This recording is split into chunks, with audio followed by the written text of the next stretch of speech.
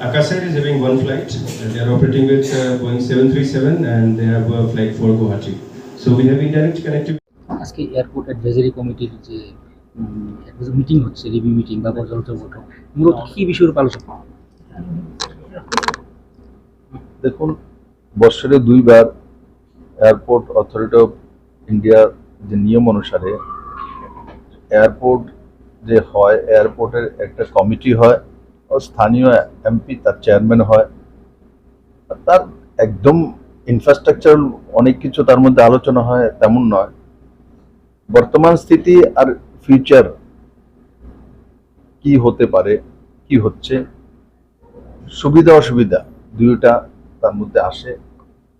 যাত্রী সুবিধা, এয়ারলাইন্সের স্থিতি কি, বিভিন্ন আনুষঙ্গিক বিন্দু তার মধ্যে আসে, আলোচনা হয়। যেটা আমাদের দ্বারা করা যেতে পারে সেটা আমরা করি, আর যেটা কনসার্ন অথরিটির দ্বারা করতে হয় সেটা এয়ারপোর্ট ডাইরেক্টর আছে, ওনাদের অফিসিয়াল মাধ্যমে সেগুলো কেন্দ্র সরকারের কাছে পাঠায়। আর তার জন্যই এই মিটিং করা হয়।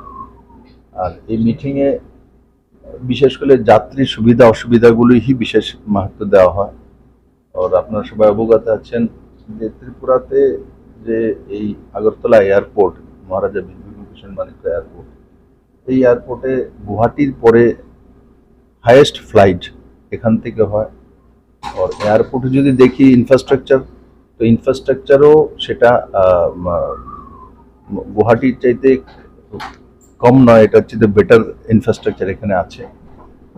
তো স্বাভাবিকভাবে মিটিং যাতে ফলপ্রসূ হয় এবং যাত্রীদের সমস্যার সমাধান হতে পারে, আর এখানে যারা কর্মরত আছে তাদেরও যাতে সঠিকভাবে ব্যবস্থা হতে পারে, তার জন্য এই মিটিং। এই ধরনের বৈঠকে কি নতুন প্লেন পরিষেবা নিয়ে আলোচনা হয় বা হবে কিনা?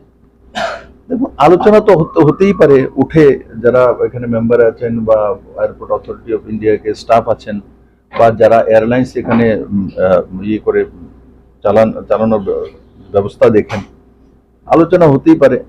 তো অ্যাকচুয়ালি ফ্লাইট তো আসা যাওয়া নির্ভর করে প্যাসেঞ্জারের উপরে, ভিড় বা কতটা আছে তার উপরে নির্ভর করে। কারণ যে কোনো ফ্লাইটে 50% উপরে যদি না ভরে তাহলে এয়ারলাইন্সের লোকসান হয়। তো ওই হিসাবে করা।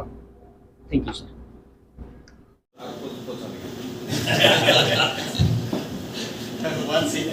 once a week है सर, दावत के लिए भी मैं कलकत्ता